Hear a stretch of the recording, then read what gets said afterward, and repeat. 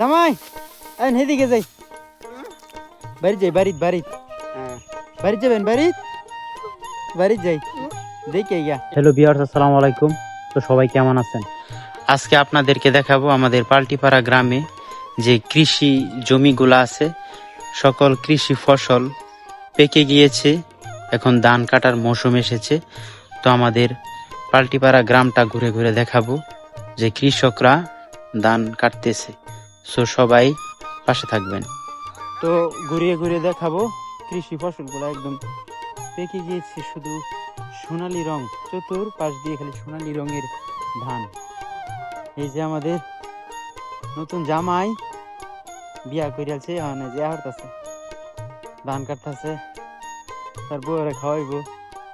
এই যে জামাই, এই জামাই কো, জামাই কো, হ্যাঁ কি করে? এই যে মনটা খুশি।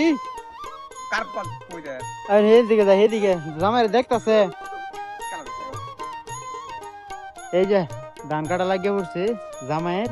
জামাই আইন এদিকে যাই বাড়িত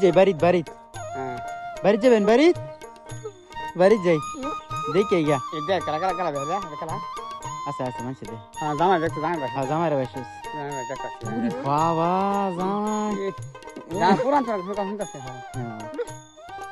জামাই সুন্দর দেয়া ধান কেটে হ্যাঁ যাই বেন বাইট পরে হ্যাঁ ধান ফাঁকে গেছে। হ্যাঁ কাটা আরাম করে দিচ্ছে। হ্যাঁ আসলে গ্রামের পরিবেশটা দেখলে আসলে মনটা ভরে যায়। যারা গ্রামে থাকেন না, দূর প্রবাসে থাকে, তারা আসলে এই গ্রামের পরিবেশটা অনেক মিস করে। তারা কিন্তু এই পরিবেশটা অনেক দিন ধরে দেখে না। দেখেন যে এই ভিউটা, যে আমাদের পাল্টিপাড়া গ্রামে যারা বসবাস করে গেছে, তারা এই যে এই ভিউটা অবশ্যই চিনবে। এটা হচ্ছে দেখতে পাচ্ছেন, এদিকে হচ্ছে মন্নার বাড়ি, আর এটা হচ্ছে বিশাল বন।